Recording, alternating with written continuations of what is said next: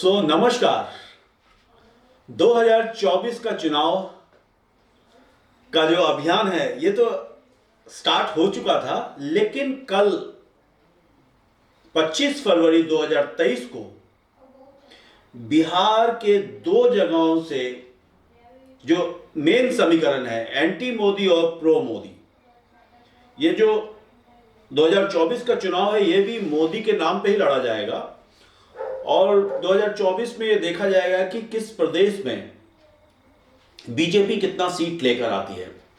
देखिए, सीटों के हिसाब से यूपी जो है वो सबसे अधिक सीटों को लेकर 80 सीटें आती हैं वहां से मेंबर ऑफ पार्लियामेंट के लिए। उसके बाद सेकंड नंबर पर महाराष्ट्र और थर्ड नंबर पर वेस्ट बंगाल और चौथे नंबर पर शायद बिहार है। तो मतलब 80 सीटें हैं शायद यूपी से और करीब 42 सीटें हैं वेस्ट बंगाल से और 48 सीटें हैं महाराष्ट्र से और बिहार से हैं 40 सीटें। इस वक्त बिहार से 16 सीटों पर जदयू का कब्जा है, यानी नीतीश कुमार की पार्टी का कब्जा है। एक सीट कांग्रेस के पास है और 2024 यानी आज से ठीक 13 महीने बाद पहला चुनाव जो 2019 में हुआ था वो अप्रैल के महीने से शुरू हुआ था और 7 फेज में चुनाव हुआ था 2019 में। और ये 2024 का चुनाव जो है वो करीब करीब 12-13 महीने के बाद यानी फरवरी मार्च जो अगले साल का होगा 24 का, उस वक्त चुनाव शायद घोषित हो चुका होगा और वोटिंग का सिलसिला भी शायद चल रहा होगा। ये जितना भी अभी दो राज्य इस वक्त बहुत गर्म नजर आ रहे होंगे आपको, बिहार और महाराष्ट्र, क्योंकि महाराष्ट्र में है सबसे ज्यादा सीटें यूपी के बाद 48 सीटें हैं, बिहार में 40 सीटें हैं और वेस्ट बंगाल में 42 सीटें हैं। सीटों के हिसाब से ये जो है अभियान जो है महाराष्ट्र, बिहार, बंगाल ये जो है बहुत इंपॉर्टेंट स्टेट रहेंगे। उसके अलावा जो जगहें हैं जैसे तमिलनाडु में 39 हैं, मध्य प्रदेश में 29 हैं, कर्नाटका में 28 हैं, गुजरात में 26 हैं, आंध्र प्रदेश में 25 हैं, राजस्थान में 25 हैं, उड़ीसा में 21 है, केरल में 20 सीटें हैं, तेलंगाना में 17 हैं, असम और झारखंड में 14 हैं, पंजाब में 13 हैं, छत्तीसगढ़ में 11 है और हरियाणा में 10 है, दिल्ली में 7 सीटें हैं, झारखंड में ये जे.एंड.के में 6 सीटें हैं और उत्तराखंड में भी 5 हैं। हिमाचल मैंने शायद छोड़ दिया है, हिमाचल में भी लगभग उसके बराबर ही कुछ सीटें होंगी, 5 या 6 सीटें होंगी शायद या 7 सीटें, मैंने उसका ब्यौरा नहीं रखा है। एनीवे, ये जो 2024 का चुनाव है ये 2019 के चुनाव के तरह ही होगा, एंटी मोदी और प्रो मोदी। लेकिन सवाल यह है कि मैं पटना में हूँ इस वक्त और आप मुझे सुन रहे हैं, मैं हूँ विमल चुन्नी और इस वक्त हैं आप बिहार व्यू यूट्यूब चैनल पे। आज इसकी चर्चा हम क्यों कर रहे हैं? क्योंकि बहुत सी पार्टियां जो हैं, बहुत से पार्टियों के सदस्य जो हैं अब दल बदलना शुरू करेंगे। अगर उनको लगेगा कि वो जिस दल में है उस दल से टिकट उनको नहीं मिलेगा तो वो दूसरे दल में जाना चाहेंगे और इस तरह का दल छोड़ना और दल को ज्वाइन करना, जो पार्टीज बदलने का दौर चलेगा इस वक्त। और ये जो 2024 तक चलेगा, मतलब 2024 के जनवरी फरवरी, मतलब जब तक इलेक्शन डेट्स अनाउंस नहीं हो जाती हैं तब तक ये सिलसिला चलेगा। और अभी आप ये नहीं कह सकते कि कौन सा समीकरण एनडीए में होगा, यानी मोदी बीजेपी के साथ जाएगा, कौन कौन सी पार्टियां बीजेपी के साथ होंगी और कौन कौन सी पार्टियां बीजेपी के अगेंस्ट में फाइट करेंगी। ये अभी 1 साल का जो समय है, अभी थोड़ी गर्मी है, जैसे तवा को गर्म किया जा रहा है, तवा गर्म होने के बाद रोटी सेकना शुरू होगा। जैसे आज उपेंद्र कुशवाहा ने एमएलसी थे जदयू की टिकट से, जदयू की सीट से एमएलसी थे, उन्होंने रिजाइन कर दिया। उन्होंने 2 दिन पहले जदयू से रिजाइन किया था और आज विधान परिषद से यानी बिहार लेजिस्लेटिव काउंसिल जो है वहां से भी उन्होंने रिजाइन कर दिया, क्योंकि जदयू के से एमएलसी थे। सो इस तरह की चीजें चलेंगी। उसका सबसे बड़ा कारण यह है कि जो सीटों का बंटवारा होगा, कौन सी पार्टी, जैसे जो कंबाइंड जब लड़ेंगे, जैसे महागठबंधन है, एनडीए है, तो एनडीए के साथ कौन कौन सी पार्टी आएंगी, बीजेपी कितनी सीटें अपने बाकी सहयोगी दलों को देगी। मान लीजिए चिराग पासवान की लोजपा जो है वो बीजेपी के साथ लड़ती है और ये माना जा रहा है कि वो बीजेपी के साथ ही लड़ेगी, तो लोजपा को कितनी सीटें मिलेंगी। और चिराग पासवान के जो चाचा हैं वो दोनों लोजपा के में एक साथ रह कर लड़ेंगे, एक साथ रह कर लड़ेंगे, तो दोनों को कितनी कितनी सीटें दी जाएंगी। सो ये अभी थोड़ा लंबा सफर चलेगा, लेकिन इस बीच में लोग अपना अपना ब्लैकमेलिंग और अपना अपना प्रेशर टैक्टिक्स चलेंगे, जिससे ये पता चल सके कि वो किस दल से जाएंगे, कौन सा दल उनको कितनी टिकट देगा और कितना सहयोगी मानेगा और किस दल में उनको जाने से कितना फायदा होगा। देखिए 16 सीटें हैं जदयू के पास। अब ये जो लोकसभा का चुनाव होगा तो आरजेडी और जो महागठबंधन है, जो नीतीश कुमार भी कल बहुत बड़ी रैली कर रहे हैं पूर्णिया में, सीमांचल में, तो जो महागठबंधन की रैली है इसमें 6 या 7-8 पार्टियां जो भी हैं, जैसे कांग्रेस है, आरजेडी है, जेडीयू है, एमएल माले है और भी ये मांझी जी की पार्टी है। तो इस तरह की जो पार्टियां हैं, 7-8 पार्टियां जो भी हैं उनके पास, तो वो सब अपनी सीटें खोजेंगी लोकसभा के लिए कि हमें जो 40 सीटें तो 40 ही हैं, 40 सीटों में कितनी सीटों पे कौन लड़ेगा, कितनी सीटों पे आरजेडी लड़ेगी, कितनी सीटों पे जेडीयू लड़ेगी, कितनी सीटों पे कांग्रेस लड़ेगी। अब ये जो है ये प्रेशर चलेगा। और कांग्रेस ने भी अपना छत्तीसगढ़ में जो है, रायपुर में अपना जो वर्किंग कमेटी है और जो कांग्रेस का एक सम्मेलन वहाँ चल रहा है कार्यकर्ताओं के साथ, और जो कार्यकारिणी वर्किंग कमेटी की मीटिंग जो चल रही है वहाँ पे, और तो उसमें भी ये टैक्टिक्स बनाया जाएगा कि कौन कौन सी पार्टियों को साथ लेके चला जाए। देखिए जो स्टेट इलेक्शंस होते हैं और लोकसभा का इलेक्शन, देखिए 3-4 तरह का जो इलेक्शंस है भारत में, जैसे पंचायती और काउंसिलर, मतलब शहरों में काउंसिलर के लिए होता है, वार्ड काउंसिलर्स वगैरह के लिए इलेक्शन होता है, और गांव वाला जो विलेज वाला एरिया है वहाँ पंचायत का इलेक्शन होता है। तो ये जब लोकल लेवल पे इलेक्शन होता है ये सबसे टफ इलेक्शन होता है। उसके बाद का जो इलेक्शन होता है वो विधायक का यानी एमएलए का इलेक्शन होता है, वो भी थोड़ा टफ होता है। लेकिन लोकसभा का इलेक्शन जो होता है, पार्लियामेंट का जो इलेक्शन होता है, वो बहुत टफ नहीं होता है, क्योंकि उसमें अधिकतर देखा जाता है पार्टियां लड़ती हैं।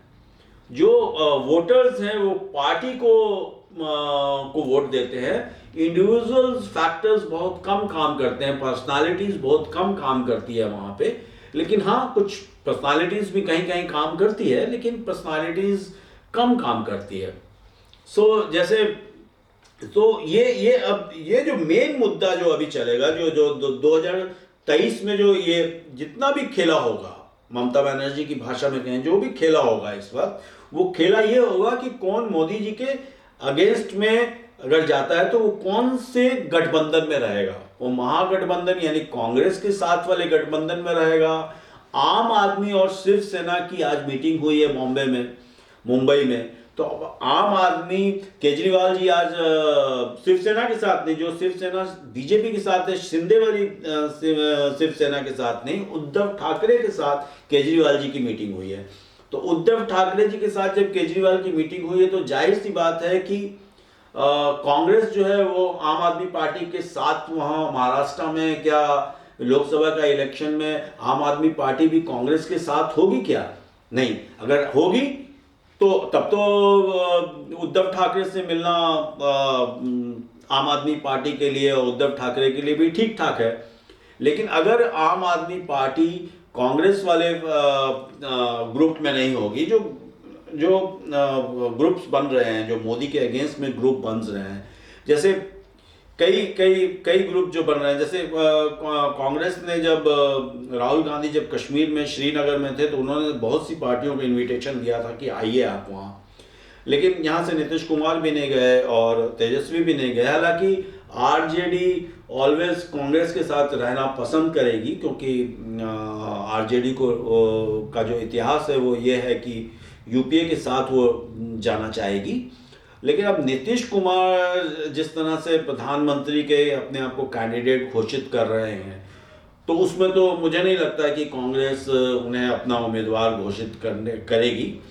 और अभी तक जो है नीतीश कुमार जो है वो नीतीश कुमार की खासियत यह है कि नीतीश कुमार ने बीजेपी की यानी एनडीए के साथ जब इलेक्शन लड़ा पिछला 2019 का, तो मुझे नहीं मालूम कि नीतीश कुमार का वोट कितना बीजेपी को गया और कितना मतलब जदयू का वोट बीजेपी कैंडिडेट्स को मिला और कितना वोट जो है बीजेपी का उनको मिला। लेकिन ये जाहिर सी बात है कि जदयू को तो बीजेपी का वोट 100% मिला होगा जहाँ जहाँ मिल सकता था। हाँ, लेकिन अब जो सवाल दूसरा है कि अगर वो आरजेडी के साथ इलेक्शन लड़ रहे हैं तो क्या जदयू का वोट आरजेडी को मिलेगा या आरजेडी का वोट जदयू को मिलेगा। तो ये जो फैक्ट्स है। लेकिन जब टिकट का बंटवारा होगा तो कितनी सीटें पर आरजेडी लड़ेगी, कितनी सीटों पर जदयू लड़ेगी, कितनी सीटें कांग्रेस के लिए छोड़ी जाएंगी, तो ये सब जो टिकट का जो झालमाल है, बेसिकली अभी जितना भी खेला हो रहा है वो एक तरह के जो पार्टीज हैं और एक तरह के जो लीडर्स हैं, इंडिविजुअल लीडर्स, वो अपने आप को सेटल्ड करने के तरीके में रहेंगे कि उनको कहाँ कहाँ किस गठबंधन में ज़्यादा सीटें मिलेंगी। वो अगर गठबंधन के साथ जाती हैं तो वो कितनी सीटें छोड़ सकती हैं दूसरे के लिए। बीजेपी भी ये सोचेगी कि अगर मैं किसी को लेके आती हूँ, किसी पार्टी को एनडीए में जोड़ा जाता है तो उसके लिए कितनी सीटें छोड़नी पड़ेगी। अगर 40 सीटों में अगर आप 15 सीटों पर इलेक्शन लड़ेंगे तो जाहिर सी बात है कि 15 का 15 100% तो आप नहीं जीतेंगे। 100% नहीं जीतेंगे तो 40 सीटें हैं बिहार में, 48 सीटें हैं महाराष्ट्र में, 42 सीटें हैं वेस्ट बंगाल में। ये जब कॉम्बिनेशन जो है इस वक्त यही देखा जा रहा है कि कौन सी पार्टी आपके साथ आती है, यानी यूपीए में जाती है या एनडीए में जाती है, या जो तीसरा मोर्चा या चौथा मोर्चा, कितने मोर्चे बनेंगे इस बार, क्योंकि प्रधानमंत्री के कैंडिडेट्स बहुत हैं। बहुत लोगों को लग रहा है कि वो अगर इस बार बीजेपी कमज़ोर होती है तो शायद उनको मौका मिलेगा। लेकिन इस बार भी इलेक्शन जो होगा वो एंटी मोदी और प्रो मोदी ही होगा। आज मोदी जो थे वो मेघालय में अपना भाषण दे रहे थे, मेघालय और नागालैंड में, और कई चैनल्स ये चला रहे थे कि ईसाई मतदाता हैं। अरे ईसाई हैं ही वहाँ पे ज़्यादा ईसाई हैं, नागालैंड में भी हैं और मेघालय में भी हैं, ये मिजोरम में भी हैं। तो खैर इलेक्शन तो नागालैंड और मेघालय में है इस वक्त। तो बात यह हो रही है कि जो भी अभी इस बार जो 2024 का भी चुनाव है, ये इन्वर्टेड कॉमा में वो चुनाव है जो प्रो मोदी और एंटी मोदी ही लड़ा जाएगा। लेकिन जो बाकी दल हैं वो एक प्लेटफॉर्म पे आते हैं या नहीं, और वो एक प्लेटफॉर्म पे कब आएंगे जब उनको लगेगा कि मुझे ज़्यादा सीटें मिल रही हैं, तो उस बेसिस पे आएंगे। और जैसे कुछ खास स्टेट्स में हर दल का अपना कब्जा है। जैसे वेस्ट बंगाल में टीएमसी का कब्जा है, हालांकि कांग्रेस के कई एमपीज हैं वहाँ से। बिहार में जैसे बीजेपी वर्सेस आरजेडी है। अब आरजेडी के खेमे में कौन कौन रहता है, ये आरजेडी को डिसाइड करना है। महागठबंधन का सबसे बड़ा दल तो आरजेडी है, और आरजेडी कितनी सीटों का सैक्रिफाइस कर सकता है अपने बाकी दलों के लिए। लेकिन इस वक्त जो लोकसभा में जो बिहार से ज़्यादा एमपीज हैं वो बीजेपी और जेडीयू के हैं, जनता दल यूनाइटेड के हैं। अब जनता दल यूनाइटेड जाहिर सी बात है कि वो 16 सीटें तो कम से कम मांगेगी जो जीते हुए एमपीज हैं। अब वो उतनी सीटें अगर आरजेडी उनके लिए छोड़ती है तो कांग्रेस को कितनी सीटें देगी। बाकी जो दल है, हम हैं, बाकी और भी दल हैं, उनको कितनी सीटें छोड़ेगी। इसलिए ये जो अभी जो खेला होगा ना, ये इंटायर खेला जो what are the games are till 24 before elections या इलेक्शंस डेट्स अनाउंसमेंट तक ये जो खेल चलेगा ये इसी में चलेगा, इसी का चलेगा कि उसको कितनी सीटें किस दल में रहने पे, किस गुट में रहने से मिलेगी। एंटी मोदी गुट में रहने से ज़्यादा सीटें मिलेंगी या प्रो मोदी मतलब एनडीए के साथ जाते हैं तो उनको ज़्यादा सीटें लड़ने के लिए टिकट दिया जाएगा कि नहीं दिया जाएगा, कितनी सीटें बीजेपी छोड़ती है उनके लिए। सो रहा खेल ये है कि कल अमित शाह पटना में और वाल्मीकि नगर में यानी वेस्ट चंपारण में अब जो किसान क्या कहते हैं समागम है, समागम वर्ड जो है थोड़ा सा मेरे मुंह पे नहीं चल रहा है, ये इस तरह के वर्ड जो हैं वो जो जितने गुरुजी लोग हैं उनके लिए इस्तेमाल होता है, खासकर बाबाज लोग करते हैं, समागम करते हैं। तो इस तरह का समागम है। समागम का अर्थ हिंदी में मतलब गेट टुगेदर, कॉन्फ्रेंस, जो भी आप कह सकते हैं। सो किसानों के साथ है अमित शाह की 2 जगह, पटना और वाल्मीकि नगर में, और महागठबंधन का पूर्णिया में है। सो कल और कांग्रेस अपनी अपनी जो भी कार्य करने की जो बैठक कर रही है वो रायपुर में कर रही है। छत्तीसगढ़ में वो 3 दिनों का है, आज शुरू हुआ है, 2 दिन और मंथन चलेगा वहाँ। और जो उनके नए प्रेसिडेंट हैं वो उनका ये पहला ये है। तो सो ये देखने वाली बात है कि ये 2024 के लिए अभी बहुत उठापटक चलेगा। मेरा कहने का मतलब अंततः अंत में इसी से करना चाहता हूँ कि ये 2023 के बीच में कई दल टूटेंगे, कई नेता इधर से उधर जाएंगे।